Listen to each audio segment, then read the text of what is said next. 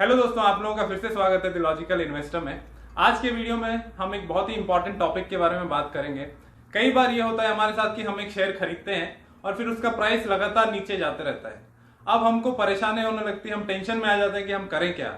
कई लोग डर के मारे उसको बेच के निकल जाते हैं, कई लोग और एवरेज करते हैं ये सोच के कि मेरा बाय प्राइस नीचे आ जाएगा, मैं हर डिप पे बाय करते जाता हूँ और पैसा लगाते जाते हैं और कई बार वो गलत डिसीजन साबित होता है। तो दोनों ही केस में हम लोग सही से रैशनली डिसीजन नहीं ले पाते, हम फियर के साथ रहते हैं। या तो फियर हावी होता है या हम ज्यादा ग्रीडी हो जाते हैं बिना समझे कि आखिर हमको क्या करना चाहिए।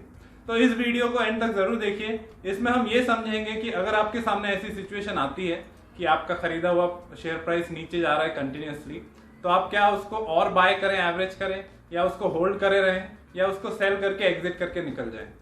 तो चलिए शुरू करते हैं।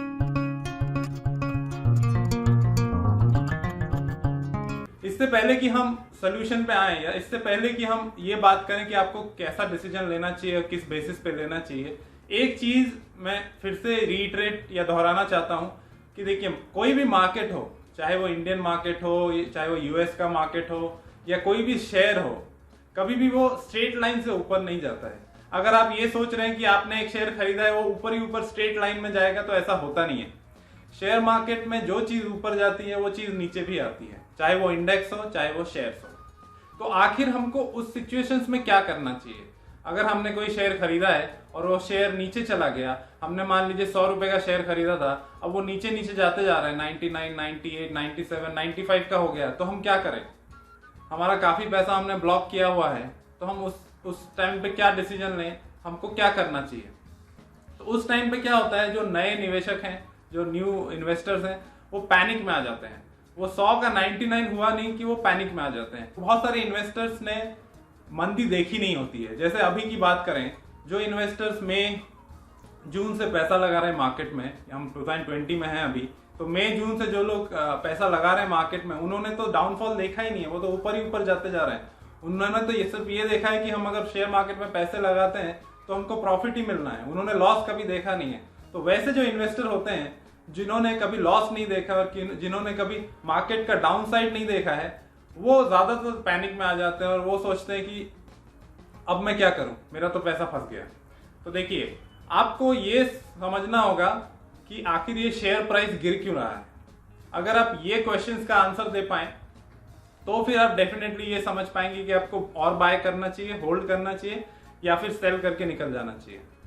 तो कोई भी जो शेयर है वो किस रीजन से उसका प्राइस गिरता है, तो देखिए, हाई लेवल पे दो ही कारण होते हैं किसी भी शेयर प्राइस के गिरने के लिए। एक होते हैं इंटरनल फैक्टर्स, एक होते हैं एक्सटर्नल फैक्टर्स। अभी इंटरनल फैक्टर और एक्सटर्नल फैक्टर के बेसिस पे ही हमको समझ में आता है कि हमको आगे क्या करना चाहिए। तो इंटरनल फैक्टर्स क्या है? इंटरनल फैक्टर मतलब कंपनी की अंदरूनी बातें हैं जिससे रिलेटेड शेयर प्राइस नीचे गिर रहा है। इसमें क्या क्या आ सकता है?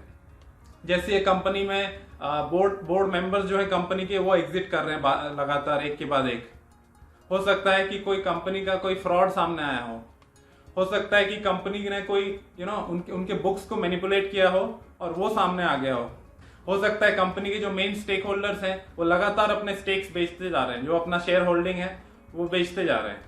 हो सकता है कि कंपनी किसी रीजन से अपनी एम्प्लॉयज को सैलरी नहीं दे पा रही है और एम्प्लॉयज स्ट्राइक पे चले गए हैं। तो ये कई सारे कारण होते हैं जिसकी वजह से इंटरनल इंपैक्ट की वजह से, इंटरनल फैक्टर्स की वजह से शेयर प्राइस नीचे आता है। अब इसमें अगर हम एग्जांपल लें तो येस बैंक में क्या हुआ था, उसके जो बोर्ड मेंबर्स थे वो एक के बाद एक एग्जिट कर रहे थे, एक के बाद एक वो अपना शेयर्स बेचते जा रहे थे, शेयर होल्डिंग कम कर रहे थे।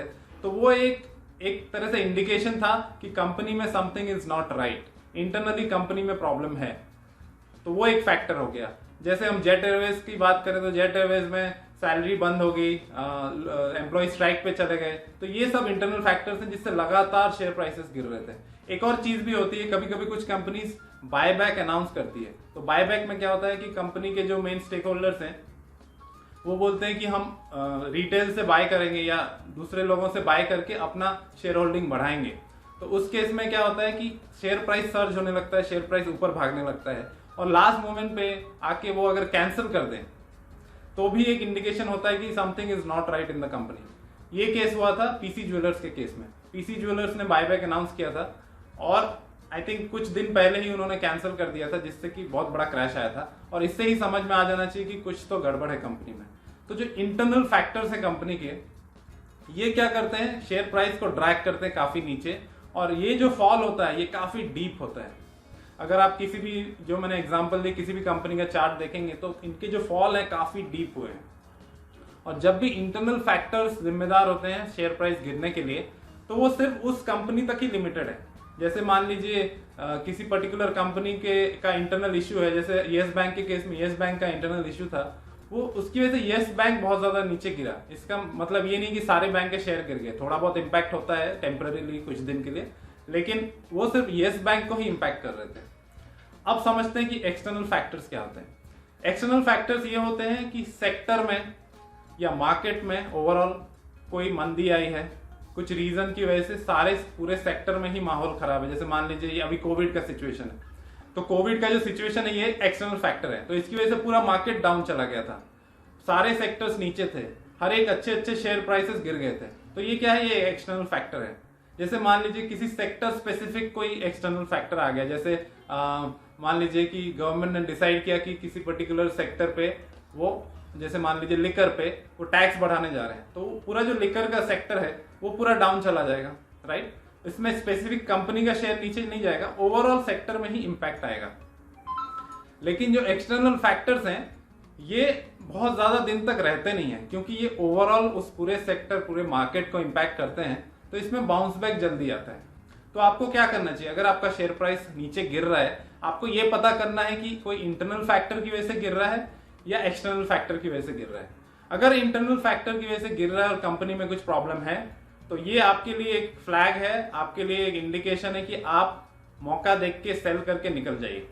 इस केस में आपको ज्यादा सोचना नहीं है। अगर आप एवरेज करते जाएंगे तो आपका और पैसा फंसते जाएगा। येस बैंक में यही हुआ था, हर एक लेवल पे लोग एंटर कर रहे थे, हर एक लेवल पे लोग एवरेज कर रहे थे और बाय करते जा रहे थे, हर डिप पे बाय कर रहे थे, और लोगों ने 250, 400, 300 रुपए पे लिए हुए हैं। आज उस शेयर का प्राइस क्या है आप सबको पता है।